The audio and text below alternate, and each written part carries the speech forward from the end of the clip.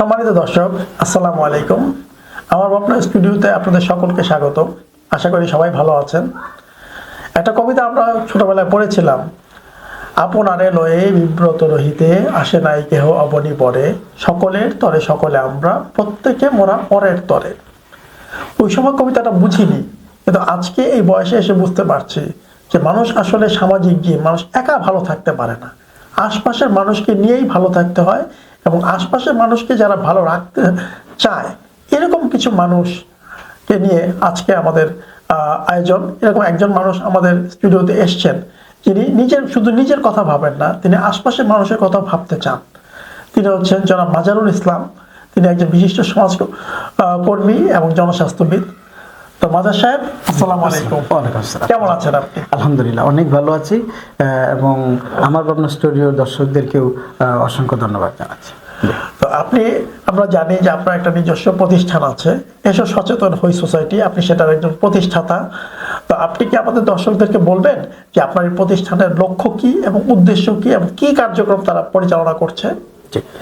অসংখ্য ধন্যবাদ। আপনি আগেই বলেছেন যে আমি একজন সমাজকর্মী, আমি আসলে একজন প্রফেশনাল সোশ্যাল ওয়ার্কার। তো আমার স্বপ্নটা অনেক আগে থেকেই যে আমি সমাজকর্ম করতে চাই।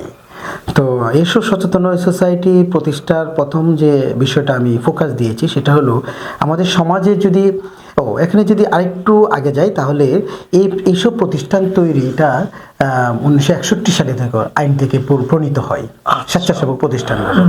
এই আইনটা তৈরি হয়েছিল এটার জন্য যে একটি রাষ্ট্র উন্নয়নের জন্য সরকারের পাশাপাশি ব্যক্তিগত উদ্যোগ ও কাজ করবে, অর্থাৎ রাষ্ট্রের কল্যাণের জন্য।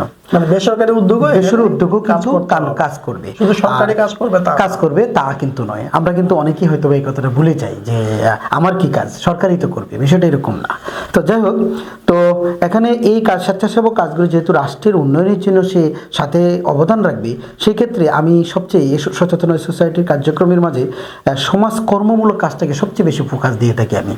অবশ্যই সমাজসেবা আছে, সমাজসেবা থাকে বা করছি আমি, কিন্তু সমাজকর্মটার মাধ্যমে আমি ফোকাস দিয়ে যাচ্ছি, সামনের দিকে দিয়ে যাচ্ছি। আপনি কি আমার দর্শকদেরকে বলবেন আর একটু বিস্তারিতভাবে যে সমাজকর্ম এবং সমাজ সেবা এই দুইটার মধ্যে পার্থক্য কি? মানে একজন সমাজ সেবক আর একজন সমাজকর্মী, মানে এদের মধ্যে পার্থক্যটা? অসংখ্য ধন্যবাদ। সমাজসেবক আমি যদি খুব সহজে একটা এক্সাম্পল দিই, যেমন রাস্তায় আপনি হাঁটছেন, খুব সহজে যদি বলি, এটা একটু ডিপলিও বলা যায় কিন্তু সহজে বোঝার জন্য বলছি দর্শকদেরকে। রাস্তা হাঁটছেন, আপনি একজন ভিক্ষা চেলো, তাকে আপনি টাকা দিলেন, অথবা টাকা দিয়ে শেষ করলেন না, হয়তো বা যে টাকা দিচ্ছেন সেই টাকা দিয়ে হয়তো খেতে পারছে না, আপনি তাকে খাওয়াই দিলেন। এটি কিন্তু একটা প্রকার তাকে সেবা করলেন। কি সেবা করলেন? তাকে শারীরিক সেবা করলেন। এই মুহূর্তে তার খাবারটা নিড ছিল, সেই নিডটা তার ফুলফিল করে দিলেন, তাহলে আপনি একজন সেবা করলেন। এটাকে সেবা বলতে পারি, কিন্তু এটা কিন্তু সমাজকর্ম না। সমাজকর্ম হলো সেটাই, এই ভিক্ষুকই তৈরি হবে না, ভিক্ষুকের মূলে যেন আর কোনোদিন তাকে আমার সাহায্য করতে না হয়, সেই জন্য এমন একটা বিষয় আমি তাকে তৈরি করে দিব যে তৈরির মাধ্যমে সে আর কারো কাছে হাত পাতবে না, সেই তার নিজের খাবার নিবারণ করবে এবং কোনো একটা সময় গিয়ে সে অন্যজনকে খাবার দেওয়ার চেষ্টা করবে। সেই যে কাজটা, যে প্রক্রিয়াটা, সেটাকে বলা হচ্ছে সমাজকর্ম। আর যে কাজটা, এই ধরনের কাজটি যে করেন তাকে বলা সমাজকর্মী। তার মানে আমরা বুঝতে পারছি যে আপনি আসলে একজন মানুষকে পুনর্বাসন চান, মানে পুনর্বাসনের জন্য আপনারা কাজ করছেন। মানে সমাজকর্মী যারা, তারা মানুষকে পুনর্বাসনের জন্য কাজ করবে, আর সমাজ সেবক যারা, তারা আসলে মানুষের মানে অ্যাকিউট যে সমস্যা, মানে হঠাৎ এই মুহূর্তে যে সমস্যা, মানে সেই সমস্যার একটা তাৎক্ষণিক একটা সমাধান তারা দিয়ে দেবে। এই তো তবে এখানে বিষয়টা এটাকে যে কোনো ক্ষেত্রে হতে পারে, ব্যক্তি ক্ষেত্রে হতে পারে, সমাজ পুনর্গঠনের ক্ষেত্রে হতে পারে, যে কোনো বিষয়ের ক্ষেত্রে কিন্তু সমাজকর্মটা হতে পারে। এটা জাস্ট বোঝানোর জন্য বললাম, এটা খাবার দিই। কিন্তু আপনি সমাজ যদি পুনর্গঠনের কথা বলেন, যেমন মনে করেন আজকে একটা বাসায় ডায়রিয়া হলো, তো যে ব্যক্তিটা ডায়রিয়া আক্রান্ত হলো, ওকে আমি হাসপাতালে নিয়ে গেলাম, তো ওকে ভালো করলাম, শেষ হয়ে গেল। এটা কি হলো? তাকে ক্লিনিক্যাল ট্রিটমেন্ট দিলাম। কিন্তু আমি যদি চাই এই ডায়রিয়াটা কেন হলো, কি সমস্যা আইডেন্টিফাই করলাম কি এখানে যে পানি খায় সে পানিটা তার সমস্যা। তো পানিটা কোথায় থেকে আসতেছে?